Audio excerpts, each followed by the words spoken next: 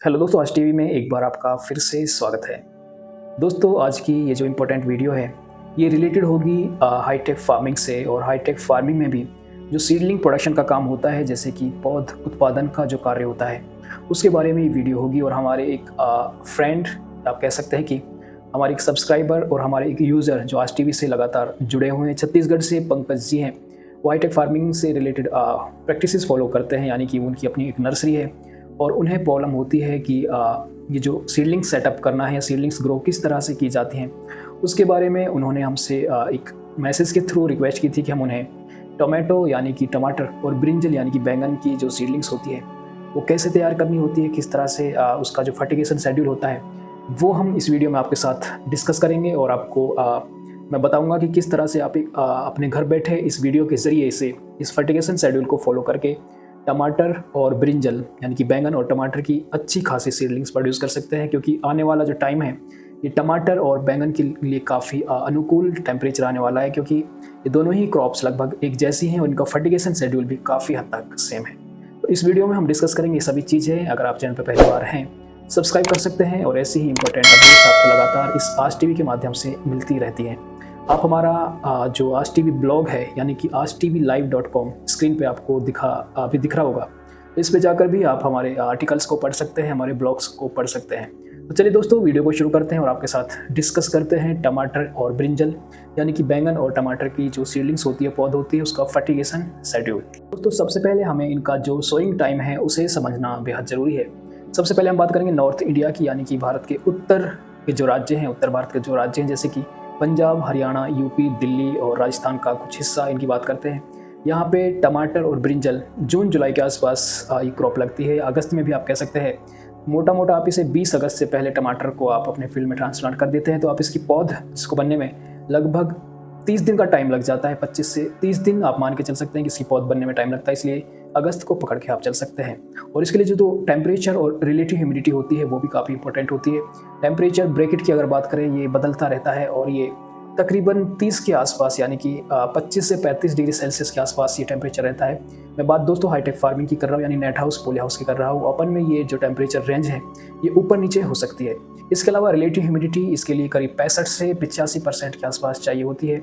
और southern parts में क्योंकि गर्मी थोड़ी ज़्यादा होती है तो ये थोड़ा लेट लगता है, यानी कि जुलाई अगस्त के आसपास ये क्रॉप्स लगती हैं। तो टमाटर और बैंगन में दोनों में एक तरह का फर्टिगेशन शेड्यूल हम फॉलो करने की कोशिश करेंगे।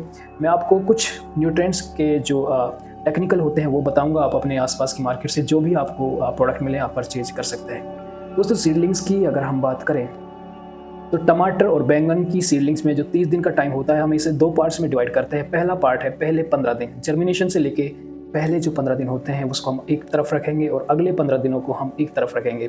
और इसी के बेस पे हम इसकी जो डोज है, यानी कि जो इसके ऊपर फर्टिगेशन शेड्यूल हम रखेंगे, डोज की जो मात्रा है इसी इन 15 दिन के ब्रैकेट्स में ही डिवाइड करेंगे। तो सबसे पहले हम बिल्कुल शुरुआत से शुरू करते हैं। दोस्तों, जो ये टमाटर और बैंगन होते हैं, इसका जैसे ही हम सीड अपनी ट्रेज में कोकोपीट मीडिया या फिर उसे सॉइललेस मीडिया भी कहते हैं उसके अंदर लगाते हैं तो उसमें जर्मिनेशन का जो प्रोसेस है वो शुरू हो जाता है। और हमें एक चीज़ का ध्यान रखना है कि जब हम सीड सोइंग का काम करें तो जो हमारा मीडिया होता है उसके अंदर हमें 2 इंपॉर्टेंट कंपोनेंट्स को ऐड करना है। पहला है माइक्रो न्यूट्रिएंट्स, क्योंकि इनिशियल स्टेज में जब हमारा सीड जस्ट जर्मिनेट होता है तो उसके पास एनर्जी बिल्कुल नहीं होती है। जो भी सीड के अंदर स्टोर्ड एनर्जी होती है या फूड मटेरियल होता है वो जर्मिनेशन के प्रोसेस में सारा का सारा लग जाता है। इसके बाद हमें चाहिए होती है एनर्जी, और कई बार माइक्रो न्यूट्रिएंट्स की कमी वहाँ पर हो जाती है। दूसरा दोस्तों, फंगस का अटैक उसी पॉइंट पे होता है जहाँ पर हमारा सीड जर्मिनेट होता है, सीडलिंग्स स्प्राउट होती है। तो ऐसे में हमें एक हल्के फंजीसाइड्स का अपने मीडिया में मिक्स कर लेना है। अपने हिसाब से आप मिक्स कर सकते हैं। और इसमें आप यूपीएल कंपनी का जो साफ है जिसमें मैनकोजेब प्लस कार्बेंडाजिम होता है ये आप इस्तेमाल कर सकते हैं। इससे आपको काफ़ी ज़्यादा मदद मिलेगी। सीड सोइंग के बाद जर्मिनेशन का प्रोसेस 3 से 4 दिन का टाइम लेता है और चौथे या 5वें दिन टमाटर और बैंगन की सीडलिंग्स ट्रे से बाहर आनी शुरू हो जाती है। जैसे ही सीडलिंग्स ट्रे से बाहर आती है आप इसे शिफ्ट करेंगे स्टैंड्स के ऊपर या फिर ज़मीन के ऊपर। इस पॉइंट पे जब आपकी सीडलिंग्स 10 से 20% जर्मिनेशन उसमें स्टार्ट हो जाए या 50% के आसपास जर्मिनेशन वहाँ पे स्टार्ट हो जाए तो आपको उसमें एक हल्के फंजीसाइड का स्प्रे करना है। यहाँ पर आप साफ ले सकते हैं या फिर आप एलीट जो बायर की दवा है उसका भी यूज कर सकते हैं। आप 1 ग्राम पर लीटर का सॉल्यूशन बनाकर स्प्रे कर सकते हैं। अब इंपॉर्टेंट फेज़ आती है दोस्तों, यहाँ पर हम जो हमारे न्यूट्रिएंट्स हैं उसमें हम ज़रूरी न्यूट्रिएंट्स को शामिल करते हैं। दोस्तों, प्लांट्स को लगभग 16 से 17 मैक्रो और माइक्रो न्यूट्रिएंट्स की ज़रूरत होती है, और कब प्लांट्स को कौन से न्यूट्रिएंट्स की ज़रूरत होती है ये हम डिसाइड नहीं कर सकते। ये खुद प्लांट को ही डिसाइड करना होता है उसे कब किस न्यूट्रिएंट्स की ज़रूरत पड़ती है।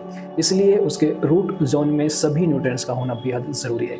हम कॉम्बिनेशन बनाने की कोशिश करते हैं और ये कॉम्बिनेशन काफ़ी हेल्प करेगा आपकी सीडलिंग्स की ग्रोथ और डिजीज़ से लड़ने में आपकी काफ़ी हेल्प करेगा, आपकी क्रॉप की काफ़ी हेल्प करेगा।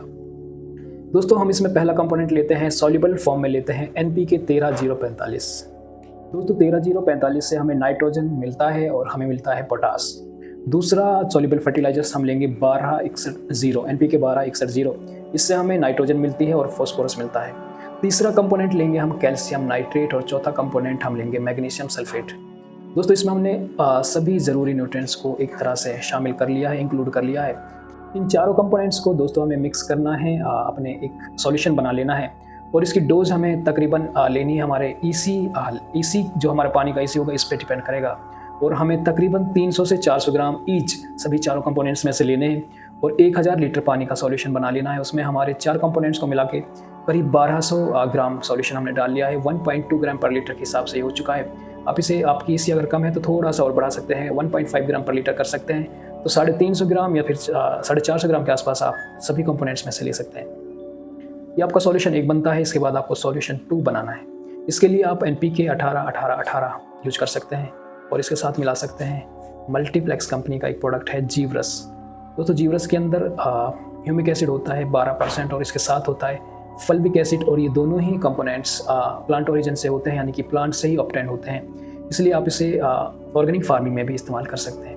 ये 2 कंपोनेंट्स अभी हमारे पास हैं। एक और कंपोनेंट्स हम ले सकते हैं माइक्रो न्यूट्रिएंट्स के लिए, जिसमें हम मल्टीप्लेक्स का जनरल लिक्विड कंसीडर करेंगे, और इसमें हमारे सभी ज़रूरी माइक्रो न्यूट्रिएंट्स कवर हो जाते हैं। इन 3 सॉल्यूशन में हमने दोस्तों सभी न्यूट्रिएंट्स को लगभग शामिल कर लिया है, और हमें जो जीवरस और NPK 18-18 की 1 ग्राम दोनों में से 1 ग्राम 18-18 और 1 लीटर पर लीटर के 1 ml पर लीटर के हिसाब से हमें जीवरस को लेना है। और जो मल्टीप्लेक्स का तीसरा था हमारा सॉल्यूशन, उसमें हमें करीब 2 से 3 ml पर लीटर के हिसाब से एक सेपरेट सॉल्यूशन बनाना है। ये हमें तब बनाना है जब इसकी ज़रूरत होती है। दोस्तों जर्मिनेशन के पहले हफ्ते यानी कि 7 से 10 दिन तक हमें कोई भी फर्टिगेशन नहीं यूज़ करना है, क्योंकि उस टाइम तक हमारे प्लांट्स जस्ट इमर्ज होते हैं, ट्रेस से बाहर आते हैं, और उसमें कोई भी फोटोसिंथेसिस या क्लोरोफिल की प्रक्रिया नहीं होती है। क्लोरोफिल नहीं बनता है, फोटोसिंथेसिस नहीं होती है। इसके बाद हमें 7 से 10 दिन के आसपास हमें सॉल्यूशन 1 का इस्तेमाल करना है। NPK 13-0-45 12-61 का यूज़ करना है। दोस्तों शुरुआत में हमें रूट डेवलपमेंट के लिए फॉस्फोरस की ज़रूरत होती है, तो आप 12-61-0 को थोड़ा सा बढ़ा भी सकते हैं, या फिर आप 13-0-45 को कम करके 12-61-0 की कंसंट्रेशन बढ़ा सकते हैं। या आपको इसके बाद आप सॉल्यूशन 2 यूज कर सकते हैं। अल्टरनेट डेज में आप यूज कर सकते हैं, या फिर पहले दिन आप सॉल्यूशन 1 यूज करें 13-0-45 और 12-61 वाला सॉल्यूशन। उसके नेक्स्ट डे आप कर सकते हैं जीवरस प्लस 18-18, और उसके अगले दिन आप मल्टीप्लेक्स का यूज कर सकते हैं, जनरल लिक्विड का। ऐसे में आप अगर यूज करते हैं तो पहले 3 दिन में, वीक के पहले 3 दिन में सभी ज़रूरी न्यूट्रिएंट्स की जो प्लांट्स को ज़रूरत है वो पूरी हो जाती है। आप इसे हफ्ते में 2 बार कर सकते हैं, या फिर आप एक दिन का गैप देते हुए इसको 2 हफ्ते का सॉल्यूशन बना सकते हैं। हमारी सीडलिंग्स जैसे ही 15 दिन की होती है तो आप इसकी कंसंट्रेशन को बढ़ा देंगे। शुरुआत में जहां हम 1.5 से 2 ग्राम पर लीटर ले रहे थे, हम इसे 3 ग्राम पर लीटर तक कर देंगे, और ऐसे करते करते हमारी सीडलिंग्स की जो एज है वो करीब 20 से 25 दिन तक पहुंच जाती है। और उसके बाद हमें इसमें यूज करना है 0-0-50, यानी कि पोटास की कंसंट्रेशन बढ़ानी है, क्योंकि सीडलिंग के लेटर स्टेज जो लास्ट स्टेज होती है वहाँ पर पोटास की काफ़ी ज़्यादा ज़रूरत होती है। तो दोस्तों अगर ये शेड्यूल फॉलो करेंगे टमाटर और ब्रिंजल में, तो आपकी सीडलिंग्स काफ़ी इफेक्टिव अच्छी बनेगी, और आपकी सीडलिंग्स काफ़ी हेल्दी बनेगी। आप ये शेड्यूल फॉलो कर सकते हैं, और कोई भी शेड्यूल दोस्तों फिक्स नहीं होता है, आप इसे अपने हिसाब से कम या ज़्यादा कर सकते हैं। एक और वीडियो में हम इंसेक्ट और पेस्ट मैनेजमेंट बताएंगे, इन दोनों क्रॉप को टारगेट करके बाकी सभी क्रॉप्स के लिए, और फंजीसाइड्स और इंसेक्टिसाइड्स को हम कवर करेंगे एक और वीडियो में। आप इस वीडियो से अपनी सीडलिंग्स के एक्सपीरियंस को बेहतर बनाइए, और आपके सवाल हैं तो आप कमेंट सेक्शन में हमसे पूछ सकते हैं। मिलते हैं आपसे एक और इम्पोर्टेंट वीडियो के साथ, तब तक आप अपनी फैमिली का ख्याल रखिए। धन्यवाद।